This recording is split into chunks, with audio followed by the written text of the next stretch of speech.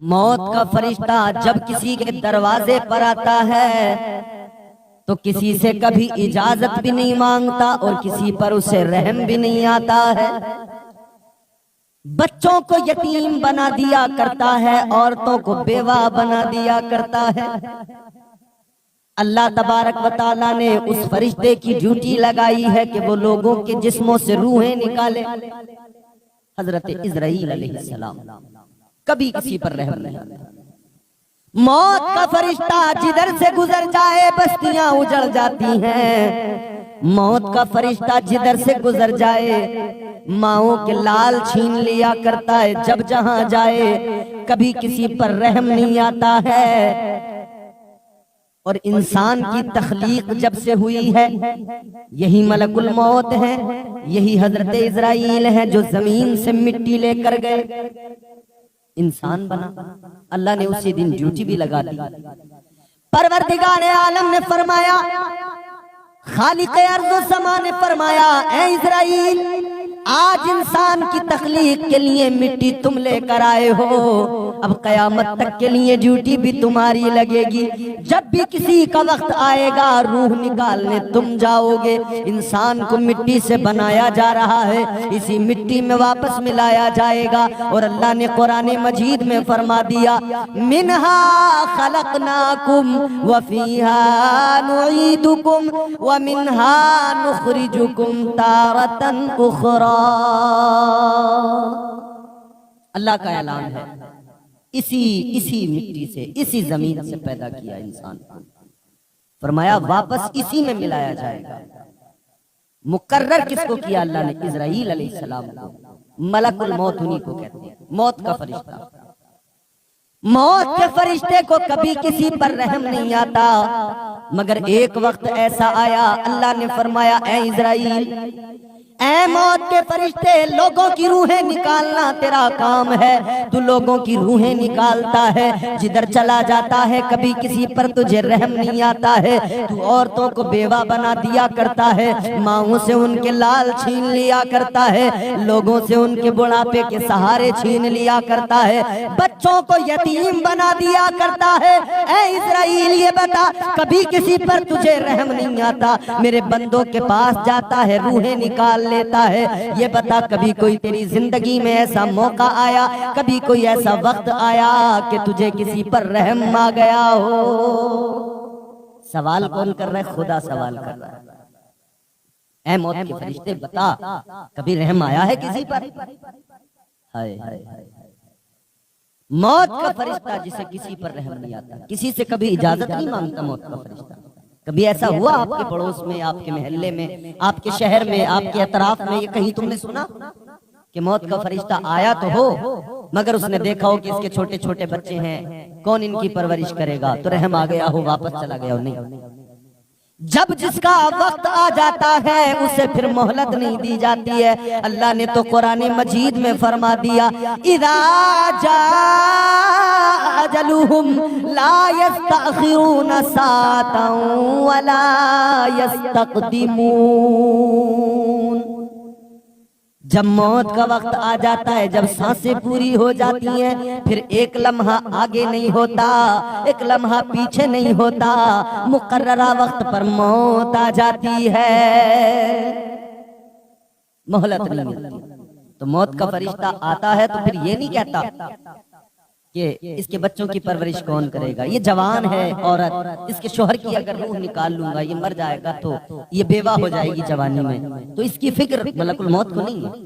وہ تو رب کا حکم جو ہوتا ہے اسی پہ عمل کرتے ہیں۔ اللہ نے فرمایا، اے ملک الموت یہ بتا، کیا کبھی کوئی ایسا موقع آیا کہ تجھے کسی پر رحم آ گیا ہو؟ تو جب روح نکالنے گیا ہو تجھے رحم آ گیا ہو؟ عرض کرنے لگے ملک الموت، یا اللہ میرے ساتھ میں دو معاملے ایسے ہوئے، اے میرے پروردگار، یہ مثنوی کے اندر موجود ہے حکایت، اللہ اکبر، غور کرو میرے عزیزو۔ ملک الموت عرض کرنے لگے، یا اللہ دو موقع آئے، جب میں روح قبض کرنے کے لیے گیا، جب میں جسم سے روح نکالنے کے لیے گیا تیرا حکم آ گیا، میں پہنچ گیا یا اللہ۔ ایک مرتبہ میں پہنچا، ایک کشتی تیر رہی ہے پانی کے اندر، ایک کشتی پانی میں ہے، مسافر اس کے اندر بیٹھے ہوئے ہیں کہ اچانک سمندر کے اندر طوفان آ گیا۔ جب سمندر میں طوفان آیا کشتی ہچکولے کھانے لگی اور آخر کار یہ ہوا کہ کشتی ٹوٹ گئی، اس کے تختے بکھر گئے۔ جب تختے بکھرے تو ایک عورت اس کشتی کے اندر ایسی تھی کہ وہ حاملہ تھی، امید سے تھی، بچے کی ولادت کا وقت تھا، وہ جب ایک تختے پہ آ گئی، یا اللہ تیری شان، یا اللہ تیری قدرت کا نظارہ میں نے دیکھا، دریا کے اندر ہچکولے کھاتا ہوا ایک تختہ جا رہا ہے، اس پر ایک عورت ہے اور اسی عالم میں ایک بچے کی ولادت ہوئی، اس عورت کے شکم سے ایک بچے کی ولادت ہوئی، بچہ دنیا میں آیا۔ یا اللہ تیرا حکم آ گیا، اے عزرائیل اس کی ماں کی روح کو قبض کر لو، اے عزرائیل اس کی ماں کی، اس بچے کی ماں کی زندگی پوری ہو گئی ہے۔ یا اللہ جب تیرا حکم آ گیا تو مجھے رحم آ گیا، میں نے اس بچے کی طرف دیکھا، اس کی ماں کی طرف دیکھا، مجھے رحم اس بچے پر آ گیا، رحم آ گیا مولا۔ میں سوچنے لگا اگر میں نے اس بچے کی ماں کی روح کو قبض کیا، یہ تو ابھی پیدا ہوا ہے، اس کی پرورش کیسے ہوگی؟ ملک الموت کہتے ہیں مولا مجھے رحم آیا اس وقت، میں اس کی اگر روح نکال لوں تو اس کی پرورش بچے کی کیسے ہوگی؟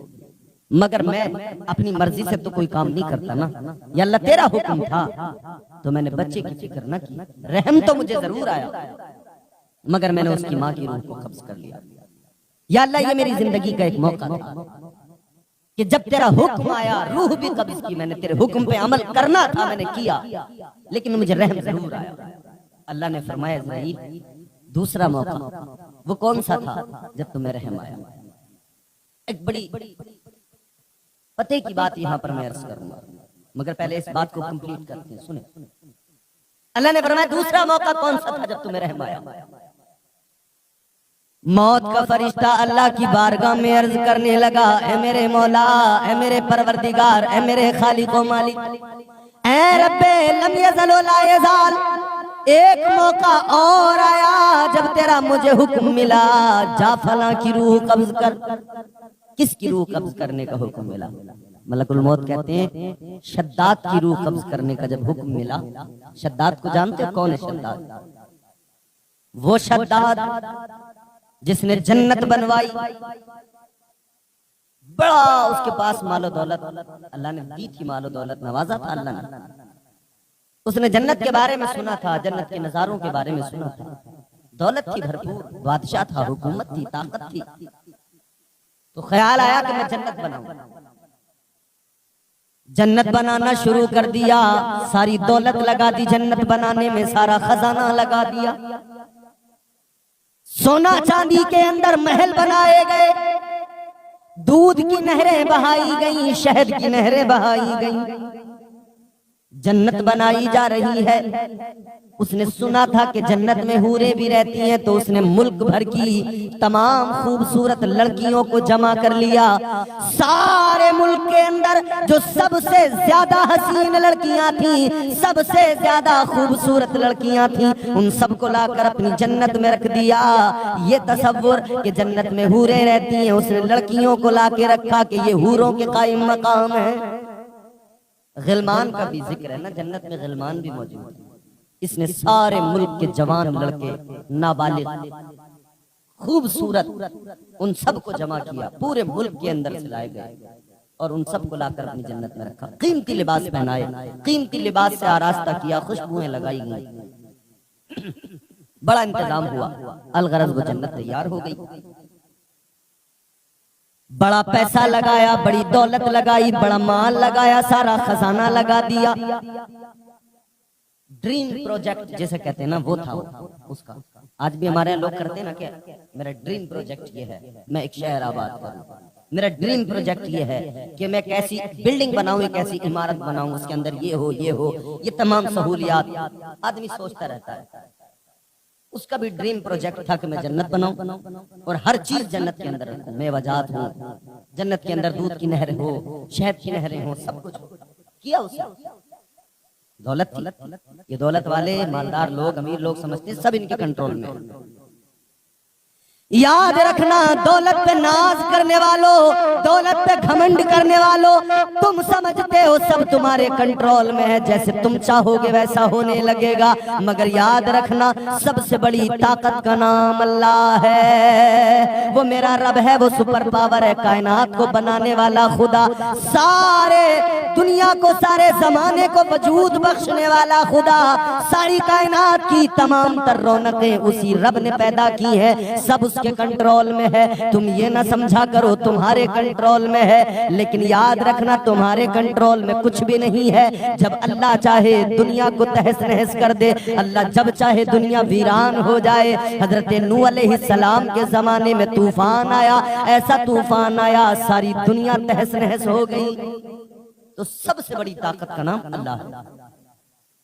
یہ دولت والے جو عقل کے چلتے ہیں نا، سمجھ لیں، جان لیں، وہ کسی شاعر نے بڑی پیاری بات کہی، دیے سے لو کبھی طوفان سے طاقت چھین لیتا ہے، دل پہ لکھنا ان اشعار کو، ایک ایک مصرے کو دل کی تختی پہ لکھ لینا، یاد رکھنا، دیے سے لو کبھی طوفان سے طاقت چھین لیتا ہے، وہ ظالم بادشاہوں سے حکومت چھین لیتا ہے، بہت ہی سادگی سے تم گزارو زندگی اپنی، ہوا میں اڑنے والوں سے وہ شہرت چھین لیتا ہے، وہ اپنے نیک بندوں کو کبھی رسوا نہیں کرتا، وہ اپنے نیک بندوں کو کبھی رسوا نہیں کرتا، مگر بھٹکے ہوئے لوگوں سے جنت چھین لیتا ہے۔ تو یاد رہے، اپنی اوقات انسان کو یاد رکھنی چاہیے کہ سب سے بڑی طاقت کا نام اللہ ہے، سب سے بڑی پاور کا نام اللہ ہے، جو چاہے کر لو، جتنا چاہے زور لگا لو، لوگ سمجھتے ہیں ہم دنیا کو قابو میں کر لیں گے، دنیا کو اپنی مٹھی میں کر لیں گے، جیسا چاہیں گے ویسا کریں گے، سب ہمارے کنٹرول میں ہوگا، نہیں ہو سکتا، اس لیے کہ اللہ نے قرآن میں اعلان کر دیا، انسان تو کیا ساری دنیا کی جنات بھی ساتھ آ جائیں پھر کوشش کر لیں۔ پروردگار عالم نے قرآن مجید میں فرمایا، یا معشر الجن والانس ان استطعتم ان تنفذوا من اقطار السماوات والارض فانفذوا لا تنفذون الا بسلطان۔ اللہ نے قرآن مجید میں فرمایا، ساری دنیا کے انسان اور جنات جمع ہو جائے، چاہے جتنا زور لگا لے، چاہے جتنی طاقت آزما لے، چاہے جتنی زقندے مار لے، مگر اتنا یاد رکھیں جہاں بھی جاؤ گے اللہ کی قدرت اور اس کے جلوے اور اس کی طاقت کا نظارہ کرو گے، جہاں بھی جاؤ۔ قرآن کا فرمان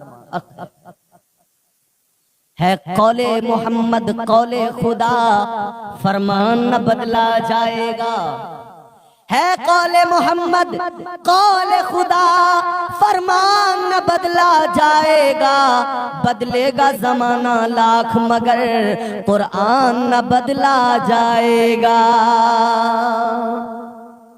تو شداد نے جنت بنوائی، سمجھتا تھا سب میرے کنٹرول میں، اب بڑا شوق تھا نا، تو ایک دن خبر ملی کہ بادشاہ اب آپ آ جائیے دیکھ لیجیے، اس نے قسم کھائی تھی کہ جب تک پوری تیار نہیں ہو جائے گی تب تک میں قدم نہیں رکھوں گا، جب پوری تیار ہو جائے گی، پورا کام کمپلیٹ ہو جائے گا، فنیشنگ سب ہو جائے گی، تب میں جا کر جنت کو اپنی دیکھوں گا۔ اب خبر مل گئی بادشاہ تیار ہو گئی جنت، چلو۔ اب یہ شداد چلا جنت دیکھنے کے لیے، قافلہ نکلا، اللہ و لشکر کے ساتھ میں نکلا، جنت کا نظارہ کرنے جا رہا ہے، اپنی بنائی جنت دیکھنے جا رہا ہے، راستوں کو سجا دیا گیا، بڑا اچھا انتظام ہے، بادشاہ جا رہا ہے۔ آج بھی اگر کوئی وزیر چلے، کوئی منسٹر چلے، کوئی ملک کا وزیر اعظم چلے، اس کے لیے بڑے انتظام ہوتے ہیں، اے لوگوں وہ بھی بڑا طاقتور بادشاہ تھا، اس کے لیے بھی انتظام ہوئے، راستوں کو سجایا گیا، راستوں کو سجا کر بادشاہ کا استقبال کیا گیا، چلو بادشاہ اپنی جنت کا نظارہ کر لو۔ چل پڑا بادشاہ،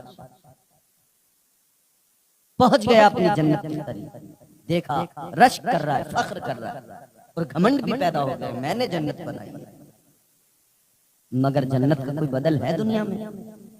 کوئی پیدا ہوا ہے جو جنت کا بدل لا سکے؟ جنت تو اللہ تعالی نے بنائی ہے، بڑی خوبصورت جگہ ہے، کبھی اگر جنت کے حسن پہ بات کرنے لگے، یہ ایک مکمل عنوان ہے، انشاءاللہ کبھی اس پر بات کریں گے اور مکمل جنت کے عنوان پر بات ہوگی۔ جنت ہے کیا، اس کی خوبصورتی کیا ہے، جنت کی رانائیاں کیسی ہیں، اس کا حسن کیسا ہے۔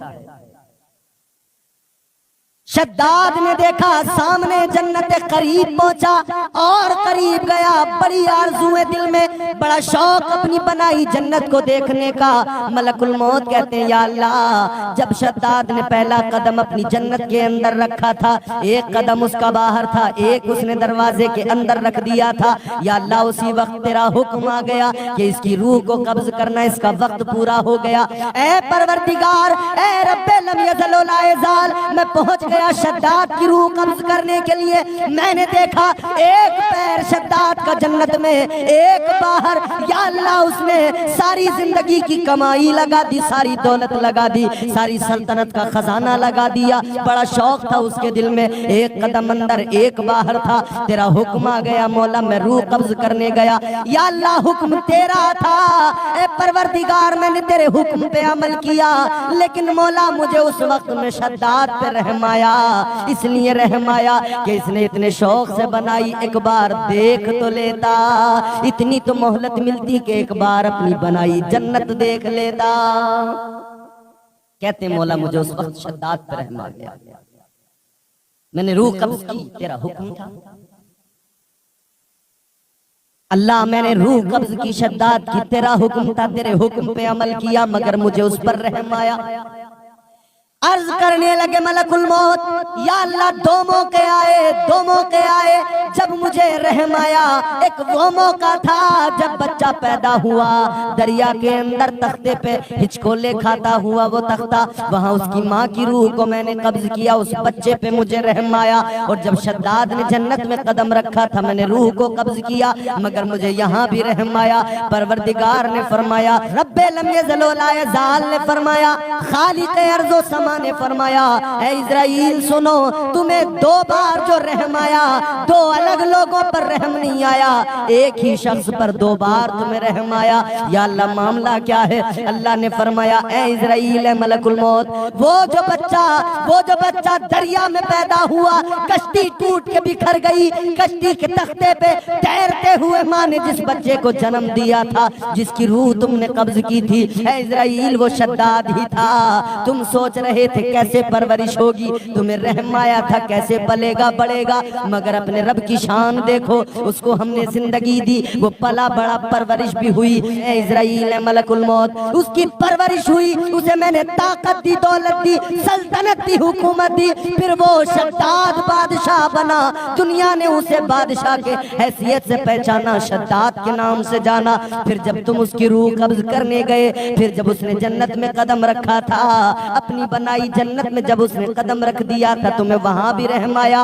اے اسرائیل، وہ ایک ہی شخص تھا شداد، جس پر تمہیں دو بار رحم آ گیا تھا۔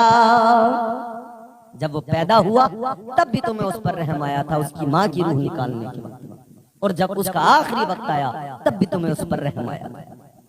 بڑی لطیف یہ مثنوی کے اندر حکایت موجود ہے میرے عزیزو۔ تو عرض کرنے کا مقصد یہ ہے، ملک الموت کو کبھی رحم نہیں آتا، جو رب کا حکم ہوتا ہے وہ رب کے حکم پہ عمل کرتا ہے۔ موت آتی ہے، وقت پورا ہوتا ہے انسان کا، ملک الموت آتی ہے، پکڑ کے لے جاتے ہیں، کوئی نہیں بچاتا بھائی، کوئی طاقت نہیں ہے دنیا میں جو بچا لے۔ جب اللہ کی بارگاہ سے حکم آ جائے تو کوئی بچانے والا نہیں، کوئی طاقت نہیں بچا سکتی ہے۔ یہ دنیا کے طاقتور لوگ، یہ لوگ بھی جانتے ہیں، سب کچھ کرتے ہیں، مگر انہیں بھی پتا ہے جب موت آئے گی تو کوئی بچانے والا نہیں ہوگا۔ کوئی مقدمہ جان کو لگ جائے، بچانے والے 10 منسٹر، MLA، سرکاریں آ جاتی ہیں۔ کوئی اور جھگڑا فساد ہو جائے، کہیں FIR میں نام آ جائے، بچانے والے آ جاتے ہیں، مگر جو FIR وہاں سے آتی ہے جس میں اللہ کی جانب سے لکھ کے آ جاتا ہے اس کا وقت پورا ہو گیا ہے، تو پھر وہاں پر کوئی اسے کاٹ نہیں سکتا ہے، وہاں پر کوئی بچا نہیں سکتا ہے، کوئی اس معاملے کو، اس فیصلے کو بدل نہیں سکتا ہے، کوئی نہیں بدل سکتا اس فیصلے کو۔ وہ ایک بڑی